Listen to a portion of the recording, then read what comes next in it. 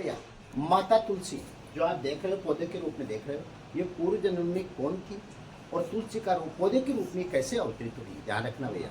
तो इसके बारे में 3 किंवदंतियां हैं, 3 पौराणिक मान्यताएं। प्रथम, राधा जी के श्राप के कारण प्राचीन समय में, ध्यान रखना भैया, पूर्व जन्म में ये वृंदा नामक एक लड़की थी, स्त्री थी, ध्यान रखना। ये राधा की सहेली थी, सखी थी, और साथ ही कृष्ण की परम भक्त और कृष्ण की भी सखी थी, ध्यान रखना इस बात का। कृष्ण जी की जो रासलीलाएं होती थी उनका ये प्रबंध करती थी, उनका मैनेजमेंट करती थी, प्रबंधन करती थी, और कृष्ण के अधिक समीप रहती थी। इसलिए राधा जी इनसे क्या हो गई, ईर्ष्या करने लग गई कि ये कृष्ण के बहुत अधिक समीप रहती है। तो राधा जी को इससे ईर्ष्या हो गई और राधा जी इससे क्रोधित हो गई, और राधा जी ने इसको क्या दे दिया, श्राप दे दिया। क्या श्राप दिया कि जाओ आप भौतिक संसार में गिर जाओ, मतलब धरती पर चलाओ, भौतिक संसार, भौतिक सुख सुविधाएं, भौतिक संसार में गिरने का श्राप दे दिया, और ये धरती पर पौधे के रूप में अवतरित हुई। एक किंवदंती तो इसकी यह है। नंबर 2, दूसरी किंवदंती इसकी यह है कि एक बार, ध्यान रखना भैया, ये धर्मराज की पुत्री मानी जाती है। दूसरी किंवदंती के अनुसार ये धर्मराज की पुत्री मानी जाती है। एक बार गणेश जी अपनी पूजा में व्यस्त थे, तो गणेश जी के रूप को देखकर तुलसी जी, इसका वास्तविक नाम तुलसी था, तुलसी जी उस पर मोहित हो गई, लड़की के रूप में थी, मोहित हो गई। तो उन्होंने गणेश जी से शादी करने का प्रस्ताव रखा, तो गणेश जी ने शादी करने से मना कर दिया कि मैं तो ब्रह्मचारी हूं, मैं शादी नहीं कर सकता। तो इस बात से तुलसी क्रोधित हो गई, और उन्होंने क्या किया, गणेश जी को श्राप दे दिया कि जा तेरी 2 शादियां होगी, एक नहीं, जा तेरी 2 शादियां होगी, 2 से। तो रिद्धि और सिद्धि से गणेश जी की बाद में शादियां हुई, तो 2 शादियां हुई। तो साथ में गणेश जी ने भी तुलसी जी को श्राप दे दिया कि जा तेरी राक्षस से शादी होगी। तेरी शादी किससे होगी, राक्षस से होगी, शंखचूड़ नामक राक्षस से होगी भाई। राक्षस का नाम था शंखचूड़, शंखचूड़ असुर से तेरी शादी होगी। तब तुलसी ने गणेश जी से माफी मांगी, तो उन्होंने कहा कि अगले जन्म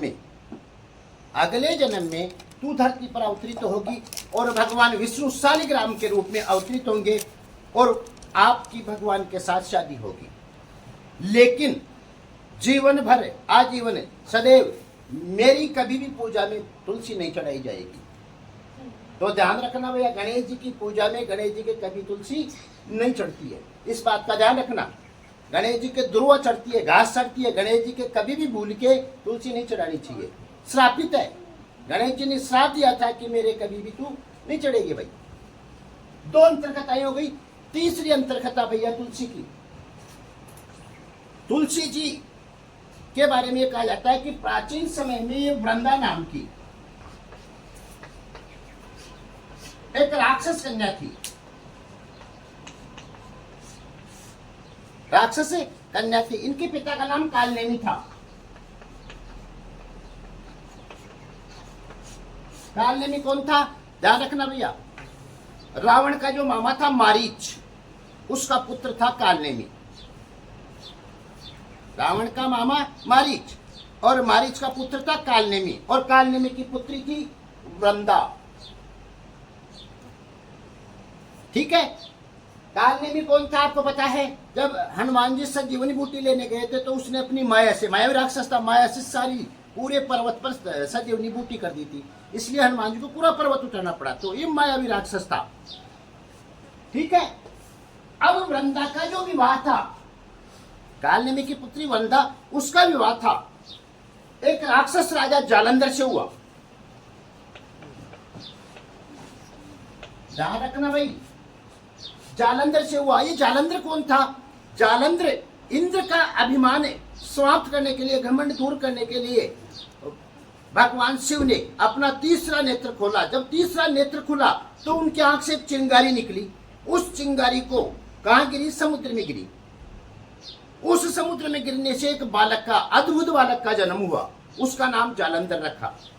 जल में उत्पन्न हुआ, समुद्र में उत्पन्न हुआ, इसलिए उसका नाम जालंधर रखा। तो ये बहुत शक्तिशाली था। जो वृंदा थी वो भगवान विष्णु की परम भक्त थी, भगवान विष्णु की बहुत सेवा करती थी, राक्षसों के भी भगवान विष्णु की सेवा करती थी और पतिव्रता स्त्री थी। तो ये जालंधर था, शक्तिशाली तो था ही, भगवान शिव का अंश था, शक्तिशाली था ही। और साथ में इसके पास शक्ति कौन सी आ गई, उसने तीनों लोगों को जीत लिया। जालंधर ने तीनों लोगों को जीत लिया, देवताओं पर अत्याचार करने लगा। वृंदा जब पतिव्रता थी, सतीत्व के कारण इसके पास प्लस शक्ति और आ गई।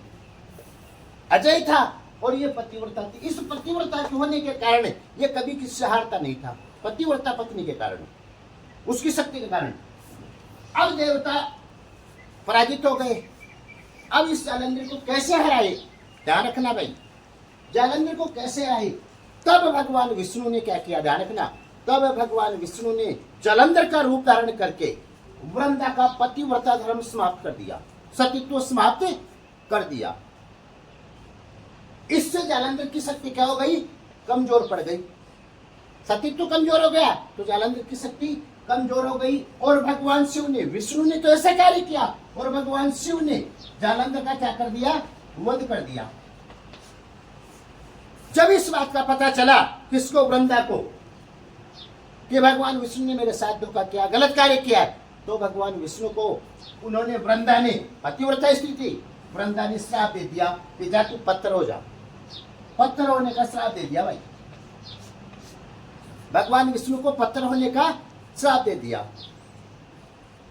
भगवान ने सहज स्वीकार कर लिया और अगले जन्म में भगवान पत्थर, विष्णु भगवान पत्थर के रूप में आए, शालिग्राम के रूप में, जो शालिग्राम अपने देखते हैं मंदिरों में, यहाँ पत्थर के रूप में, शालिग्राम के रूप में भगवान अवतरित हुए।